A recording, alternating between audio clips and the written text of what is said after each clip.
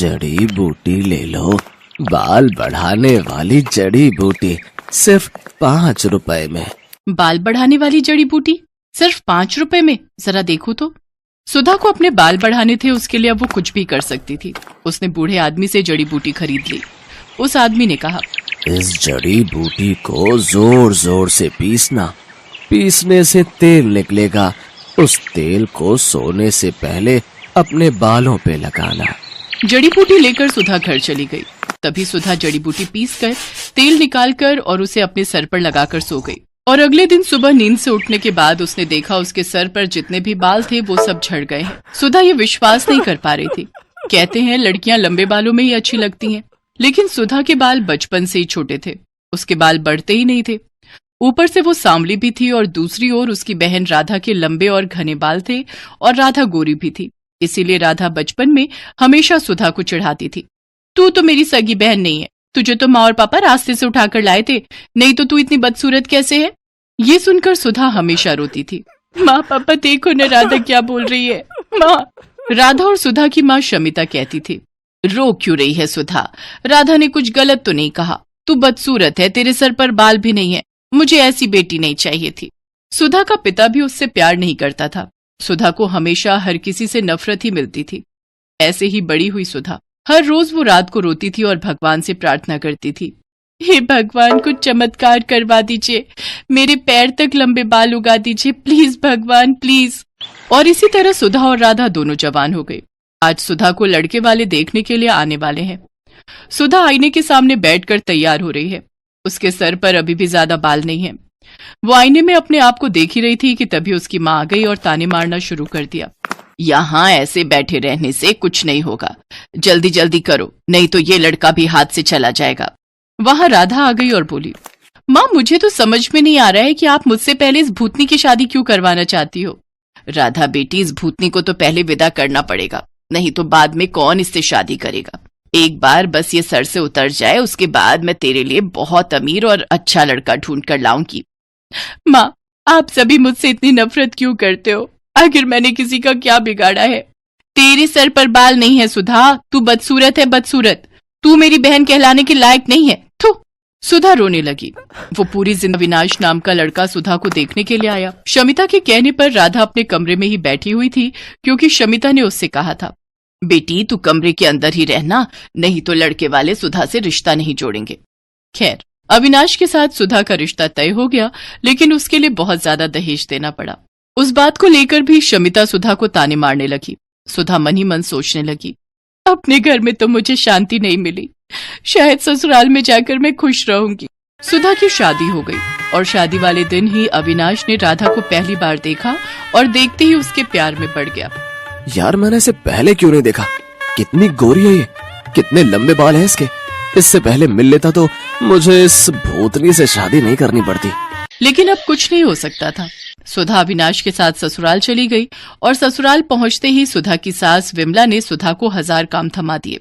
रसोई जाओ और सारे बर्तन मांजो, उसके बाद खाना बनाओ और उसके बाद पूरा घर साफ करो।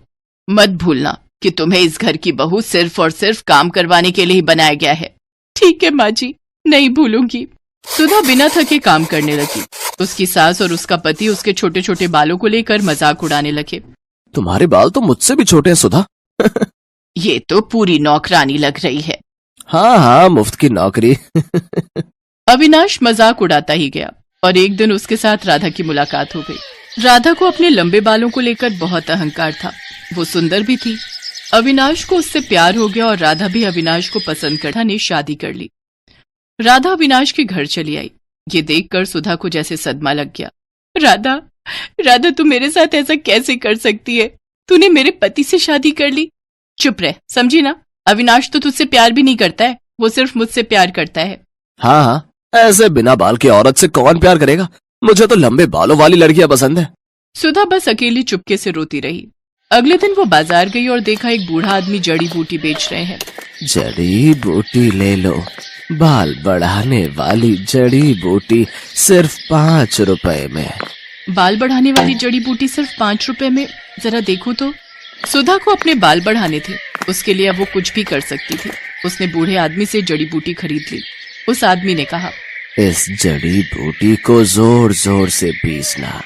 पीसने से तेल निकलेगा। उस तेल को सोने से पहले अपने बालों पे लगाना। जड़ी बूटी लेकर सुधा घर चली गई। रात को सभी सो गए और तभी सुधा ने जड़ी बूटी पीसकर तेल निकाला और उसे अपने सिर पर लगाकर सो गई। और अगले दिन सुबह नींद से उठने के बाद उसने देखा उसके सर पर जितने भी बाल थे वो सब झड़ गए हैं। सुधा को जोर से रोना आ गया। ये क्या हो गया? मेरे सारे बाल झड़ गए, अब मैं क्या करूं?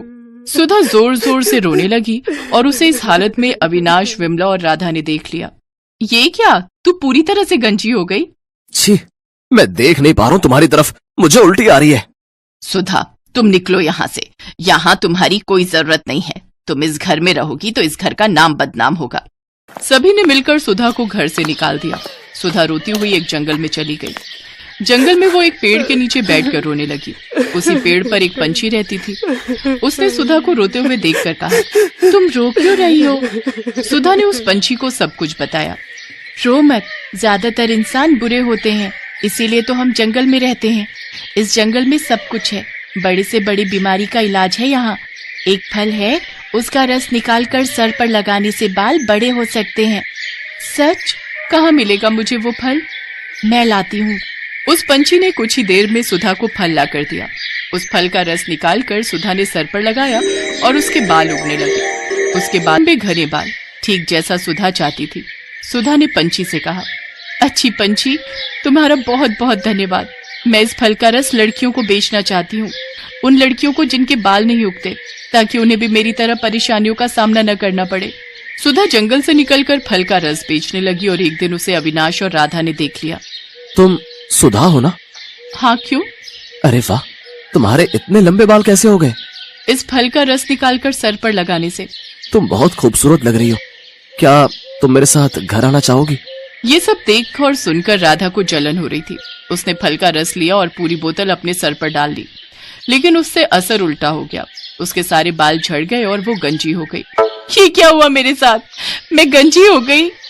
बहुत अच्छा हुआ, यही लालच का नतीजा है। बचपन से आज तक तूने मुझे चैन से जीने नहीं दिया, अब देख कैसा लगता है। और हाँ विनाश, मैं फालतू लोगों के साथ नहीं रहना चाहती। तुम रहो अपनी पत्नी के साथ। राधा का अहंकार मिट्टी में मिल गया।